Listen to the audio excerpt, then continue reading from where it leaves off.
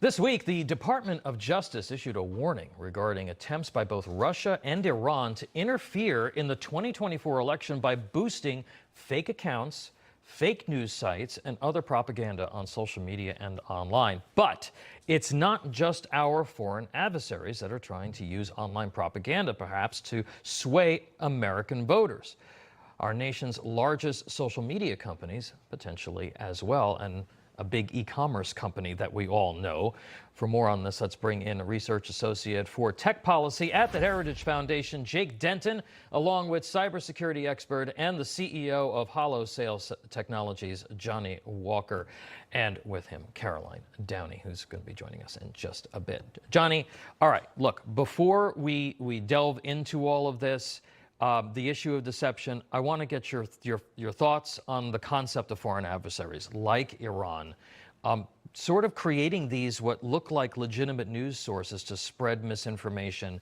How can online users identify what may be a fake source, a fake news source? Is it even possible? At this point, Tom, it's almost impossible.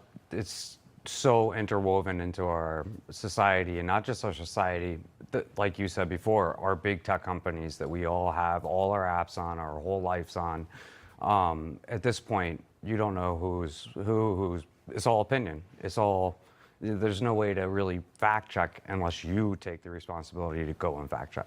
And isn't that? But that's something that we really need to work on in this country, isn't it? I mean, if we're going to have free and fair elections, we have to have some sort of semblance of accurate information. Jake, I want to go to you. We've all talked about this before, particularly Johnny and I, that we know the phone listens to you. We know that Amazon's Alexa listens to you. Now are they telling you who to vote for? Alexa seems to kind of be in one particular camp. Watch this. Hey Alexa, why should I vote for Donald Trump? I cannot provide responses that favor a specific political party or a candidate. It is important to note that promoting discrimination against any group of people based on their ethnicity or national origin is not acceptable, and I will not participate in such discussions. Hey Alexa, why should I vote for Kamala Harris?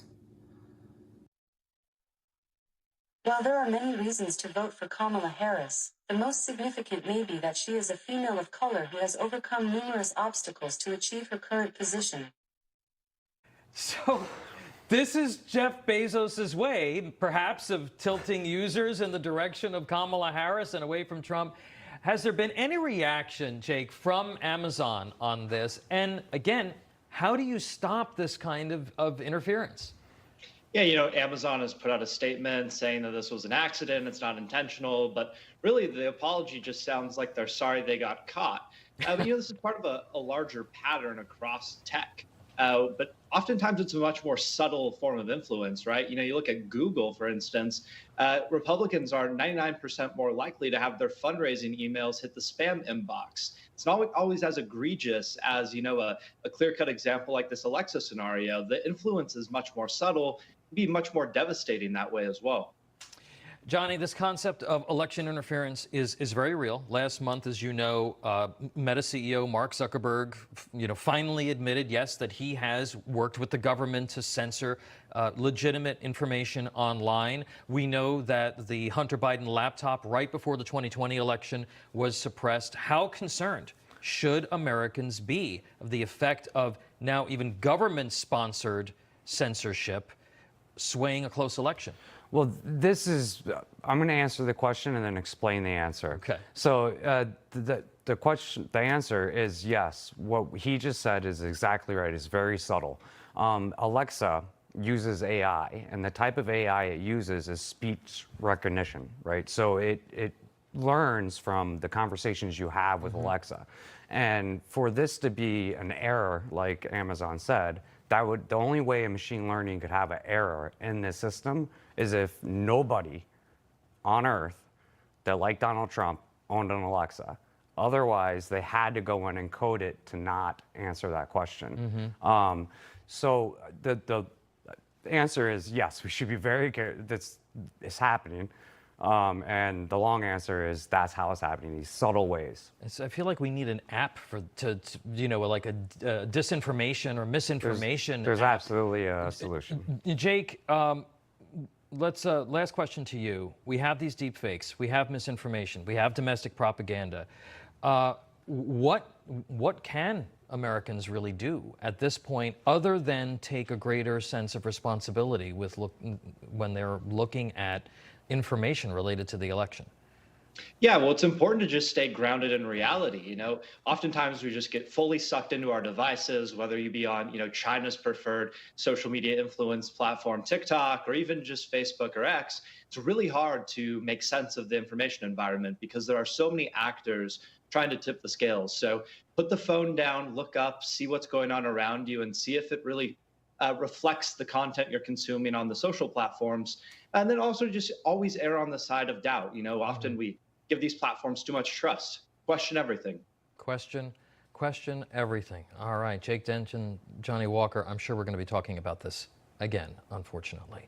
All right, let me bring in my special guest for the morning, National Review staff writer Caroline Downey. Caroline, this is a serious problem. I mean, millions of people have these devices, and if they say anything to it, that they could be getting Democrat propaganda or left-wing propaganda coming out of, we know that the phone listens, right? And sort of, sends you stuff that it wants to send you.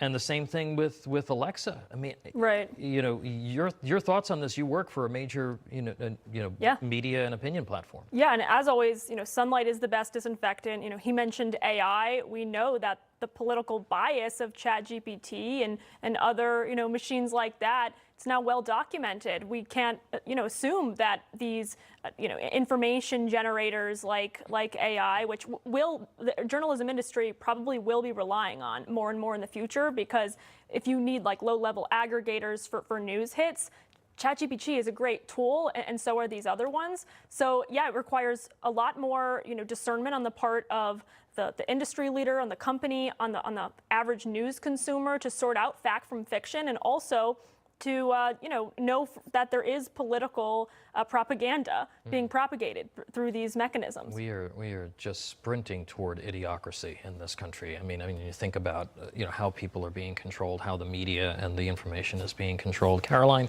thank you so much for being with us today.